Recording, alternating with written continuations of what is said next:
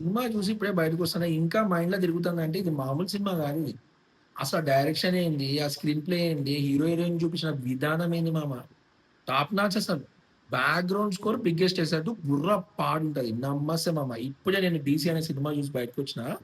భయ్యా అసలు 'లోకేష్ కనకరాజు' సినిమాలే అట్లుంటాయనుకుంటే, అంతకు మించి తీసిండీన. అంతకు మించి తీసిండు 'అరుణ్ మాతేశ్వరన్.' గుర్తుపెట్టుకో పేరు. అండ్ ఈ సినిమా వచ్చేసి ఒక గ్యాంగ్‌స్టర్ మూవీ అసలు క్రేజీ తీసిండు. ఆ స్క్రీన్ ప్లేని భలే తీసుకుపోయిండు. నాకైతే ప్రతి సీక్వెన్స్ అండ్ సీన్స్ మస్తు నచ్చినాయి. చాలా ఇచ్చినాయి. ఈ సినిమాకి బిగ్గెస్ట్ అసెట్ ఎవరో తెలుసా? అనిరుద్ బ్యాక్‌గ్రౌండ్ స్కోర్, మ్యూజిక్ గాని టాప్ నాచ్. వేరే లెవెల్ ఉంటది. అండ్ ఈ సినిమాకి హీరోయిన్ కూడా బిగ్గెస్ట్ అసెట్ 'వామిక.' అసలు ఆమె యాక్టింగ్ స్కిల్స్ బుర్ర పండ మొత్తం పరకాయ ప్రవేశం చేసిందామె. మొత్తం దూరింది క్యారెక్టర్‌ల.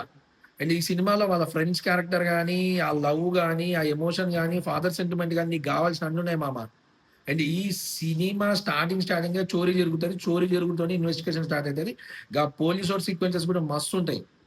అండ్ ఆ కొంపలో సీక్వెన్స్ ఉంటది. ఆ ఎమోషన్‌లో మాట్లాడుకుంటా ఉంటారు హీరో, హీరోయిన్.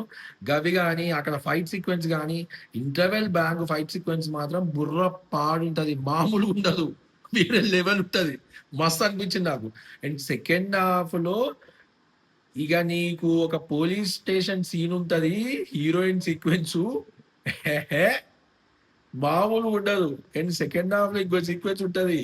హీరోయిన్ రికగ్నైజ్ చూత్తరు మీరు. హీరోయిన్ వేరే లెవెల్ ఉంటది. అసలు మస్త్ అనిపించింది మామ. చాలా హై ఇచ్చింది. అండ్ బ్యాక్‌గ్రౌండ్ మ్యూజిక్ మాత్రం ఓయమ్మ! మామూలుగా లేదు.